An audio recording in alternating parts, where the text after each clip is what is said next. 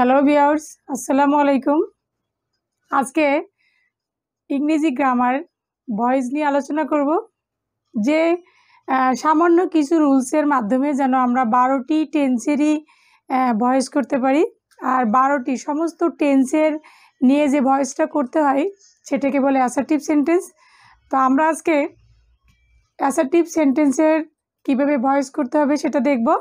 আর যারা আমাদের ভিডিওটা দেখে বা আজকে ক্লাসটা শুধু তাদের জন্য, তাহলে এখানে ভয়েস অর্থ হচ্ছে বাচ্চ, ভয়েস অর্থ বাচ্চ, কিন্তু ভয়েসকে আমরা 3 ভাগে ভাগ করে থাকি। কয় ভাগে? 3 ভাগে, অ্যাক্টিভ, প্যাসিভ আর কোয়াসিফেসিভ। তবে আমি আজ শুধুমাত্র অ্যাক্টিভ এবং প্যাসিভ নিয়ে আলোচনা করব। আসলে অ্যাক্টিভ ভয়েসটা আমরা কিভাবে বুঝবো এটা অ্যাক্টিভ ভয়েস, প্যাসিভ ভয়েস কিভাবে বুঝবো এটা প্যাসিভ ভয়েস। জাস্ট একটু সংজ্ঞা। অ্যাক্টিভ ভয়েস হচ্ছে সক্রিয়, অ্যাক্টিভকে বলা হয় সক্রিয়, আর এটাকে বলা হয় অলস। এই সক্রিয় বাক্যটা বিশেষভাবে আমরা জানি একটা সিম্পল সেন্টেন্সটা হচ্ছে সাবজেক্টের পরে ভার্ব থাকে, ভার্বের পরে অবজেক্ট থাকে। সিম্পল সেন্টেন্সে সাবজেক্টের পরে ভার্ব থাকে, ভার্ব পরে অবজেক্ট থাকে। তো যে অ্যাক্টিভ ভয়েসের সাবজেক্ট ভার্বের কাজ করে, কিন্তু প্যাসিভ ভয়েসের সাবজেক্ট ভার্বের কাজ সম্পন্ন করতে পারে না। তো আমরা বলবো যে সেন্টেন্সের সাবজেক্ট ভার্বের কাজ করে তাকে অ্যাক্টিভ ভয়েস বলে। যে সেন্টেন্সের সাবজেক্ট ভার্বের কাজ সম্পন্ন করতে পারে না তাদেরকে আমরা বলবো প্যাসিভ ভয়েস। যেমন উদাহরণ দিয়েই দেখি, আই প্লে ফুটবল। এখানে আমরা দেখেছি আই হচ্ছে একটা সাবজেক্ট, প্লে হচ্ছে একটা ভার্ব 1, আর ফুটবল হচ্ছে আমাদের এখানে অবজেক্ট। তো এখানে কিন্তু এই ফুটবল খেলা আমি সম্পন্ন করছি, মানে সাবজেক্ট আই সম্পন্ন করছে। এটি হলো অ্যাক্টিভ ভয়েস। আর যদি এই অ্যাক্টিভ ভয়েসকে আমরা প্যাসিভ করি কিভাবে? প্যাসিভ, আর প্যাসিভ করার নিয়মই হচ্ছে প্রথমে অবজেক্টকে সাবজেক্ট করতে হবে, অবজেক্টকে সাবজেক্ট করতে হবে। আমি নিয়মাবলী লিখে দিয়েছি, অবজেক্টকে সাবজেক্ট, তারপর টু বি ভার্ব, তারপরে কি করতে হবে V3 প্লাস বাই প্লাস সাবজেক্টকে অবজেক্ট, সাবজেক্টকে অবজেক্ট। তো আমরা এখানে লিখব অবজেক্ট হচ্ছে ফুটবল, ফুটবল। এই ভার্ব অন থাকলে আমরা লিখব is played, played by. I থাকলে আমরা বলেছি মি হবে। এখন এখানে ফুটবল কিন্তু খেলার কাজ করছে না, আমাকে দ্বারা ফুটবল খেলা হচ্ছে, অর্থাৎ সাবজেক্ট এখানে পুরা ভার্বের কাজ সম্পন্ন করে না। তাহলে আমরা বুঝবো সাবজেক্ট যদি ভার্বের কাজ সম্পন্ন করে তাহলে আমাদের এটা অ্যাক্টিভ ভয়েস, আর সাবজেক্ট যদি ভার্বের কাজ সম্পন্ন না করে তাহলে এটা আমাদের প্যাসিভ ভয়েস, তাহলে এটা আমাদের প্যাসিভ ভয়েস। তো আমরা এই ভয়েস করতে গেলে সামথিং একটু নিয়ম মনে রাখলে চলবে। শুধুমাত্র প্রথমে আমরা বলবো অবজেক্টকে সাবজেক্ট করতে হবে, plus to be verb plus V3 plus by plus অবজেক্টকে সাবজেক্ট। বিভিন্ন নিয়মে শুধু বাই বসে না, অন্যান্য ক্ষেত্রেও অন্য কিছু বসতে পারে। তারপরে এখানে আমাদের কিছু সাবজেক্টকে অবজেক্ট করতে হয়, যেমন আই থাকলে মি, হি থাকলে হিম, হার হি থাকলে হার, দে থাকলে দেম। এই যে আমরা সাবজেক্টকে অবজেক্ট, অবজেক্টকে সাবজেক্ট যদি চিনে থাকি আমরা দেখব। আর দ্বিতীয়ত হলো যে আমি কিছু রুলস এখানে দিয়েছি। এই রুলসটার মাধ্যমে আমরা 12টি টেন্সের ভয়েস সম্পন্ন করতে পারবো। খুবই ইজি, 12টি টেন্সের ভয়েস খুব সহজেই আমরা চেঞ্জ করতে পারবো। সেখানে আমরা কিছু ভার্ব চিনতে পারি।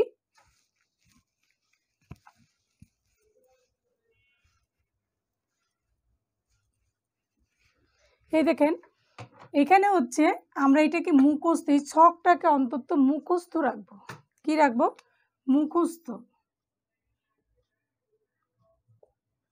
যারা আমাদের ভিউয়ার্স আছে তাদেরকে বলবো অন্তত এই রুলসগুলা অর্থাৎ নিয়মগুলা আমরা স্ক্রিনশট করে রাখি কিংবা নোট করে রাখি আমাদের গ্রামার করার সুবিধার্থে, অর্থাৎ ভয়েস শেখার সুবিধার্থে।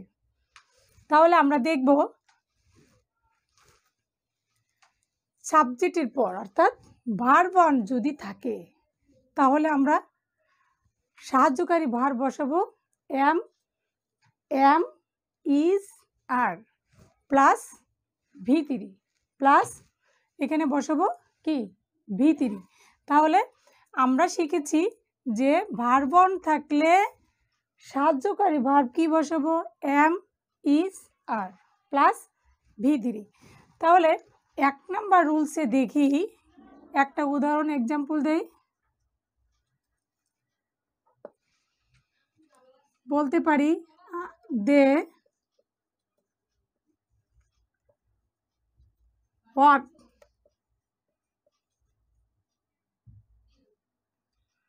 প্লে ফুটবল দিয়ে দিই, প্লে ফুটবল। এটিকে যদি আমরা প্যাসিভ করি, কি করব? প্যাসিভ। সেই ক্ষেত্রে হচ্ছে ভার্ব অন থাকলে আমাদের এম, ইজ, আর প্লাস ওই ভার্বের V3 বানাতে হবে। তো একটা জিনিস মনে রাখতে হবে, ভয়েস চেঞ্জ করতে হলে verb one, verb two, verb 3 জানলেই কিন্তু আমরা টেন্স ছাড়াই ভয়েস করতে পারবো। টেন্স ছাড়াই ভয়েস করতে পারবো। শুধু কি জানতে হবে?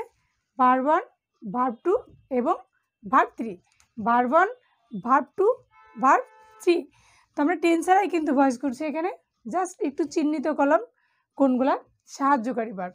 তো এখানে অবজেক্টকে আমরা সাবজেক্ট করি ফুটবল, ফুটবল। প্লে আছে ভার্ব অন, তার জন্য আমরা এখানে ইউজ করব ইজ প্লেড বাই দেম। দে থাকলে বসে দেম, দে থাকলে বসে দেম। এখন দ্বিতীয়টা আছে যদি ভার্ব টু থাকে, যেমন আমরা যদি ভার্ব না জানি ডু, ডিড, ডান, কাম, কেম, কাম, যা আমরা আগেই ছোটোবেলা থেকে শিখে আসছি। তারপরে বলবো যদি এই ভার্বগুলো না জানা হয় তাহলে কিন্তু গ্রামারটা করা সম্ভব হয় না।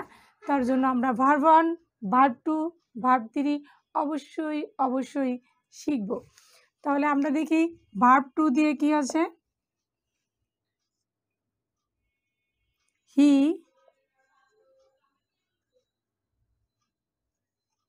Played football. একটা সেন্টেন্স দিয়ে করানোর চেষ্টা করছি। তাহলে এটা হলো আমাদের অবজেক্ট। তাহলে আমরা এখানে লিখব ফুটবল, এটা আছে ভার্ব টু, ভার্ব টু। তাহলে আমরা লিখব কি ওয়াজ প্লেড বাই, হি থাকলে আমাদের বসবে হিম। তাহলে 2 নম্বর রুলস হচ্ছে ভার্ব টু থাকলে was, were plus V3। Verb two থাকলে ওয়াজ, ওয়ার প্লাস V3 বসবে।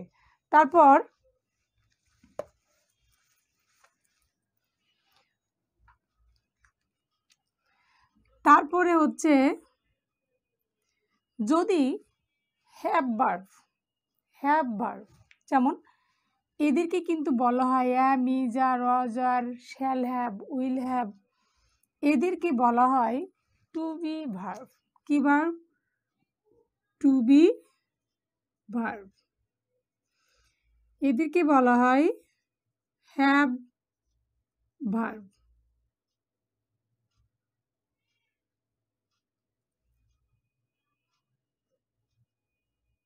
Have verb. এদেরকে বলা হয় modal verb.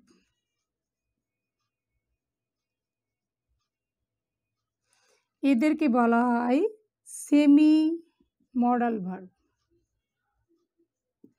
Semi modal verb. এখন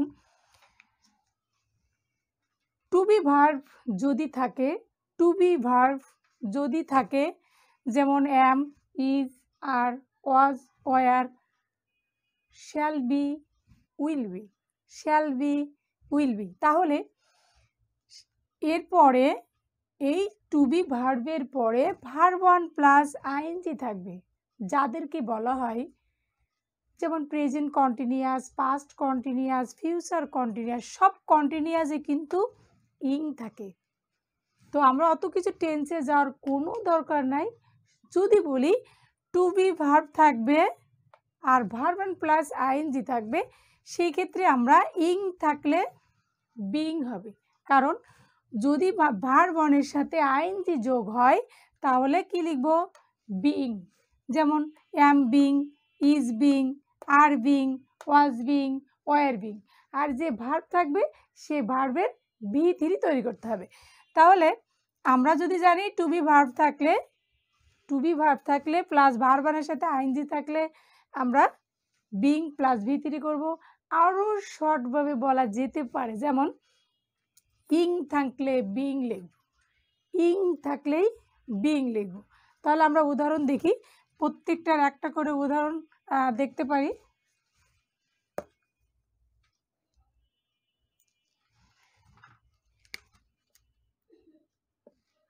যেমন আই অ্যাম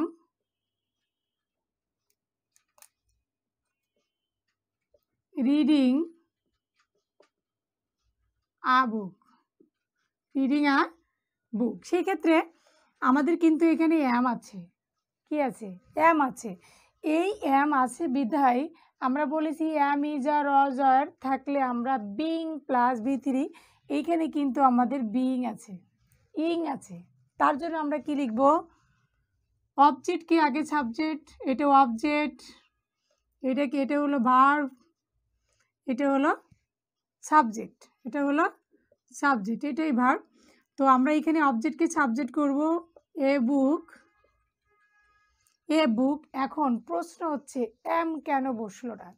কারণ সাবজেক্ট যদি সিঙ্গুলার হয় সাহায্যকারী ভার্বও সিঙ্গুলার হবে, আর সাবজেক্ট যদি প্লুরাল হয় তাহলে সাহায্যকারী ভার্বও প্লুরাল হবে। সেক্ষেত্রে আয়ের পরে এম হয় আর অন্য কোনো সাবজেক্টের পরে এম হয় না। সেই ক্ষেত্রে আমরা এ বুক একটি বই বোঝাচ্ছে সিঙ্গুলার, সেই ক্ষেত্রে আমরা এম, ইজ, আর, এর ভিতরে এ বুক সিঙ্গুলার, এক্ষেত্রে আমরা ব্যবহার করব ইজ। ইং থাকলে আমরা বলেছি বিং, আর এই রিডের V3 করব রিড। বাই আই থাকলে আমরা বসাবো মি, আই থাকলে মি। যদি মনে রাখি আই থাকলে মি, হি থাকলে হিম, সি থাকলে আর, এভাবে মুখস্থ রাখতে হবে। তারপর যদি ওয়াজ আর দিয়ে একটা শিখি, তেমনি হচ্ছে, দেখো এটাকে আমরা যদি ওয়াজ দিয়ে দিই তাহলে হয়ে যাচ্ছে, শুধুমাত্র আমরা চেঞ্জ করব ওয়াজ, কারণ ওয়াজ একটা সিঙ্গুলার। আবার যদি আমরা এখানে শ্যাল বি দিয়ে করি তাহলে আমাদের শ্যাল বি এখানে লিখতে পারি I shall be, I shall be reading a book. সেই ক্ষেত্রে লাস্টের সেন্টেন্সে কিছু দীর্ঘায়িত সময় বোঝানো হয়, সেটা ফিউচার পারফেক্ট কন্টিনিউয়াসে। সেই ক্ষেত্রে আমরা এখানে আমরা বলবো একটু চেঞ্জ থাকবে, যেমন ফর 2 আওয়ার্স যদি বলা থাকে ফর 2 আওয়ার্স, ফর 2 আওয়ার্স, 2 ঘন্টা যাবৎ পড়ছে। সেই ক্ষেত্রে আমরা একটু চেঞ্জ হবে, লাস্টের টুকু বসাতে হবে, এরকমও থাকতে পারে। আবার এখানে আমাদের সাপোজ যে বস্তুবাচক অবজেক্ট বা ব্যক্তিবাচক অবজেক্ট যেটা থাকবে সেটাও বসাতে পারি। আর বিশেষ করে ভয়েসের ক্ষেত্রে যদি এই ধরনের বাক্য থাকে, ভার্বের পরে যে অবজেক্টটা থাকবে, ব্যক্তিগত অবজেক্ট অথবা বস্তুগত অবজেক্ট, সেখানে বেশি গুরুত্বপূর্ণ থাকবে ব্যক্তিগত অবজেক্ট। ব্যক্তিগত অবজেক্ট, এখন প্রশ্ন থাকতে পারে ব্যক্তিগত অবজেক্টগুলো কি? যেমন হি, হিম, হিজ, এই যে অবজেক্ট জাতীয় যেগুলোকে, এগুলোকে আমরা ব্যক্তিগত সাবজেক্ট বলে থাকি বা ব্যক্তিগত অবজেক্ট বলে থাকি। এই ব্যক্তিগত অবজেক্টকে আমরা আবার সাবজেক্ট রূপে পরিণত করব। সেখানে এই যে শ্যাল বি দিলাম, তাহলে আমরা এখানে লিখি এ বুক শ্যাল বি, অথবা উইল বিও দিতে পারি রিডিং বাই মি। আই থাকলে কি বসবে? মি। এখানে আমাদের যদি সাহায্যকারী ভার্ব শ্যাল বি বা উইল বি থাকে, এখানে আমাদের কিন্তু পুরা ইং থাকলে অবশ্যই আমরা জানি যে কন্টিনিউয়াস টেন্স হয়। তারপরে আমি টেন্স ছাড়াই শিখছি, টেন্স ছাড়াই ভয়েস, টেন্স ছাড়াই ভয়েস। তারপর have, has, had, have, has, had থাকলে শ্যাল হ্যাভ, উইল হ্যাভ, এখানে সব পারফেক্ট আছে। তো সেখানে আমরা এই হ্যাভ, হ্যাজ, হ্যাডের পরে সবসময় কিন্তু V3 থাকে। Have, has, had, shall have, will have, এই সাহায্যকারী ভার্বের পরে অবশ্যই ভার্বের পাস্ট পার্টিসিপাল ফর্ম থাকে। সেখানে আমাদের কোনো ভার্ব চেঞ্জ করতে হয় না। তো আমরা একটা উদাহরণের সাহায্যে দেখি। আই হ্যাভ, লিখে দিই নামের সাহায্যে, কারিম হ্যাভ ডান দ্য ওয়ার্ক। এই ক্ষেত্রে হচ্ছে যেমন দ্য ওয়ার্ক একটা অবজেক্ট, হ্যাভ ডান ভার্ব, কারিম একটা সাবজেক্ট। তো আমরা নিয়মেই পড়েছি, প্রথমে অবজেক্টকে সাবজেক্ট করতে হবে। আনসার দ্য ওয়ার্ক, হ্যাভ আছে, হ্যাভ ডান, এই যে হ্যাভ হ্যাজের পরে ভার্ব 3 আছে, তার জন্য লিখবো the work. The work, have তো কিন্তু একটা প্লুরাল, কারণ এখানে দে হ্যাভ, কারিম এখানে আছে, সেক্ষেত্রে আমরা দ্য ওয়ার্ক হ্যাজও লিখতে পারি। এখানে দ্য ওয়ার্ক হ্যাজ বিন, আমরা এখানেই বলেছি হ্যাভ, হ্যাজ, হ্যাড থাকলে আমরা এইগুলার পরে একটা বিন দিব। তারপর এই ভার্ব 3 করাই আছে, ডান বাই কারি। নাম থাকলে নামই হবে, অন্য কিছু চেঞ্জ করা যাবে না। তারপর এইখানে প্রত্যেকটাই আমাদের shall have, will have, have, has, had একই রকম হবে, শুধু চেঞ্জ ভার্ব যদি চেঞ্জ করি হ্যাড, হ্যাড থাকলে আমাদের হ্যাডই বসবে, কোনো চেঞ্জ নাই।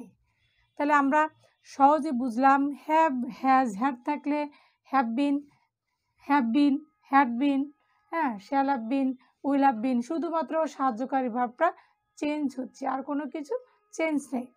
তারপর আমাদের মডাল ভার্ব, যদি সাবজেক্টের পর মডাল ভার্ব থাকে, মডাল ভার্ব, সেই ক্ষেত্রে আমরা এই মডাল ভার্ব হচ্ছে 9টি। কয়টি?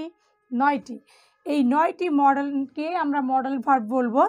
এই 9টি মডাল ভার্ব যদি সাবজেক্টের পর থাকে, তাহলে শুধুমাত্র বি প্লাস V3 যোগ করব, বি প্লাস V3 বসবে। তাহলে একটা উদাহরণের সাহায্যে আমরা দেখতে পারি।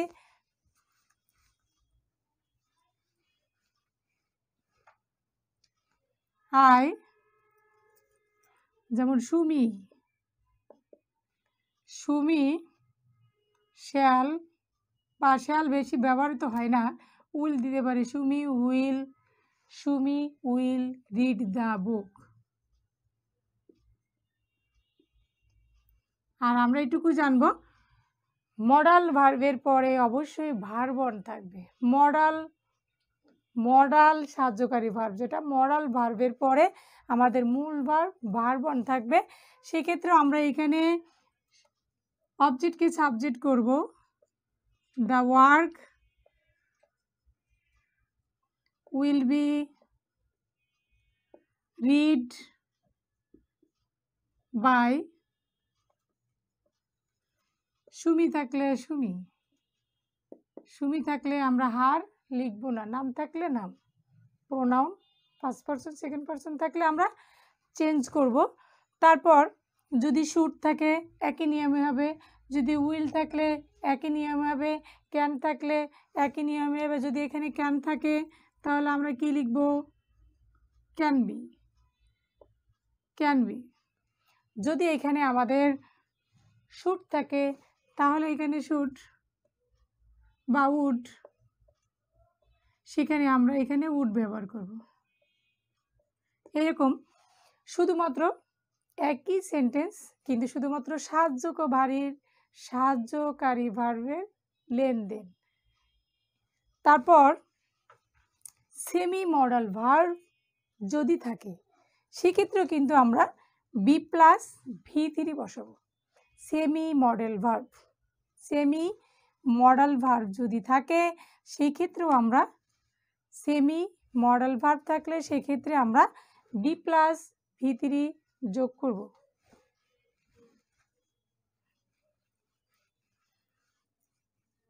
অনেক সময় স্টুডেন্টদের মনে রাখার জন্য বা আনন্দ দেওয়ার জন্য অনেক টিচাররা কিন্তু এই সেমি মডেল ভার্বকে স্যাকা ভার্বও বলে, জাস্ট বিভিন্ন ইঙ্গিতের মাধ্যমে বলে। তাহলে এটা আকার ইঙ্গিত সম্পূর্ণ একটু ভিন্ন, এজন্য এদেরকে স্যাকা ভার্বও বলা হয়ে থাকে। জাস্ট এটা কোনো বইয়ের ভাষা না। তো এখানে আমরা আই অ্যাম অথবা আই আউট টু ভার্ব, এই যে মডাল ভার্ব এবং সেমি মডাল ভার্বের পরে ভার্ব ওয়ান থাকলে সেখানে আমরা লিখব রিড দ্য বুক। সেক্ষেত্রে আমরা একই নিয়ম ভয়েস করব, দ্য ওয়ার্ক। এই যে আউট টু, তখন আমরা লিখব OUGHT, ought to be. Read বসাবো, ভার্ব ওয়ানের V3, রিডি হয় বাই মি। এইভাবে আমরা 12টি টেন্সের ভয়েস করতে পারবো। আর টেন্সের মধ্যে যত নিয়মাবলী আছে সেগুলোর থেকে যে আমরা 12টি টেন্সের ভয়েস করব এদেরকেই বলা হয় অ্যাসার্টিভ সেন্টেন্স। এখন অ্যাক্টিভ থেকে আমরা কি শিখলাম? প্যাসিভ। অনেক সময় অ্যাক্টিভ থেকে প্যাসিভ, প্যাসিভ থেকে অ্যাক্টিভ দুটোই করতে হয়। তো আমরা যদি অ্যাক্টিভ থেকে প্যাসিভ করতে পারি তাহলে অবশ্যই প্যাসিভ থেকেও অ্যাক্টিভ খুব সহজেই করা সম্ভব। তারপর আরেকটা অনেক সময় থাকে ডু ভার্ব, যেটা আমরা সহজেই কিন্তু চিনি। ডু ভার্ব চেনার সুবিধার্থে বলি, যেমন do, did, done. Do, did আর ডাজ। ডু, ডিড, ডাজ, এই তিনটাকে আমরা স্বাভাবিকভাবে বলে থাকি ডু ভার্ব, যাতে চিনতে পারি। তো এই ডু ভার্বও যদি থাকে তাহলে আমরা একটা জিনিস শিখে নিই যে ডু থাকলে আমরা সাহায্যকারী ভার্ব কি বসাতে পারি? ডু থাকলে সাহায্যকারী ভার্ব এখানে লিখতে পারি বা লিখে দিতে পারি যে ডু থাকলে কি হবে?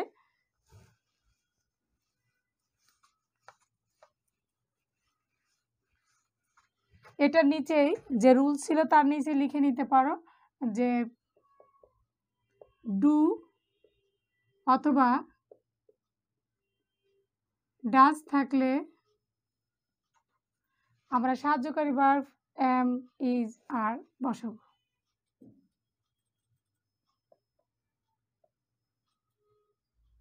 প্লাস V3 বসবে। তাহলে আমরা এখানে একটা উদাহরণের সাহায্যে দেখতে পারি। যেমন উদাহরণ তো এক্সাম্পল বলে ইংলিশে, সেক্ষেত্রে লিখুন আই ডু দ্য ওয়ার্ক। সেক্ষেত্রে আমরা এই দ্য ওয়ার্ককে অবজেক্টকে সাবজেক্ট করি। দ্য ওয়ার্ক, এই যে ডু, যেমন আমরা পড়েছি না, ডু ডিড, ডান। তো ডুকে আমরা ভার্ব ধরতে পারি, সেই ক্ষেত্রে আমরা the work is done by me, কারণ ডু এর V3 মানে পাস্ট পার্টিসিপল ফর্ম হচ্ছে ডান। তারপর যদি ডাজ থাকে সেই ক্ষেত্রেও কিন্তু আমরা যেমন হি ডাজ দ্য ওয়ার্ক।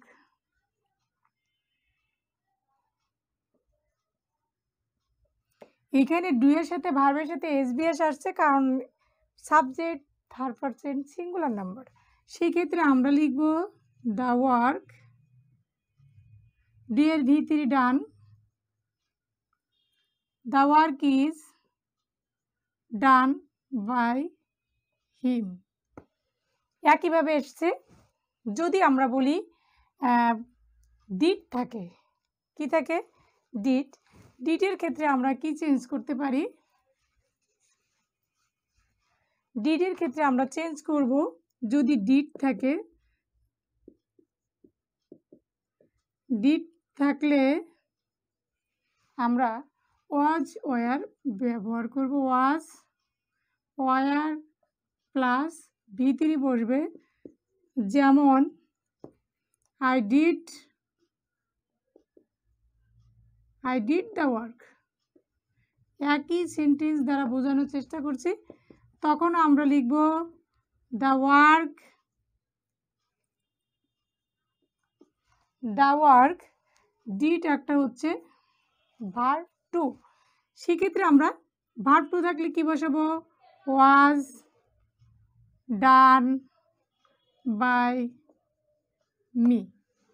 তাহলে আমরা আজ 12টি টেন্সেরই ভয়েস শিখলাম, বিনা টেন্সেই নিয়ম দেখেছি, সাবজেক্টকে অবজেক্ট করেছি এবং বিভিন্ন ভাব সম্পর্কে কিন্তু আমরা চিনতে পেরেছি। টু বি ভার্ব কোনগুলা, হ্যাভ ভার্ব কোনগুলা, ডু ভার্ব কোনগুলা, মডেল ভার্ব কোনগুলা। তো প্রিয় শিক্ষার্থী বৃন্দ, তোমাদের কাছে আমি বলবো ভিডিওটা দেখবে, প্লাস নিয়ম শৃঙ্খলাগুলো রুলস অনুযায়ী লিখে রাখবে, তাহলে উপকৃত হবে। আর যদি ভিডিওটা দেখে উপকৃত হও তাহলে আমাদেরকে কিছু উপকার করবে, লাইক কমেন্ট শেয়ার করে। তাহলে আজকে আমরা ভয়েস শিখলাম। ভয়েস হচ্ছে সেন্টেন্স দ্বারা হয়, যেমন অ্যাসার্টিভ, ইন্টারোগেটিভ, ইম্পারেটিভ। হ্যাঁ, এই অ্যাসার্টিভ সেন্টেন্সের ভয়েস বলে টেন্সগুলো দিয়ে, আবার আছে ইন্টারোগেটিভ, আর আবার আছে ইম্পারেটিভ। বিশেষ করে এই তিনটা সেন্টেন্স দিয়ে এই ভয়েস করা হয়। তুমি আজকে শুধুমাত্র অ্যাসার্টিভ দিয়ে শিখলাম। নেক্সট ক্লাসে আমরা কিভাবে ইন্টারোগেটিভ সেন্টেন্সের ভয়েস করতে হয় সেটা নিয়ে আসব। আশা করি সবাই ভালো থাকবে। খোদা হাফেজ।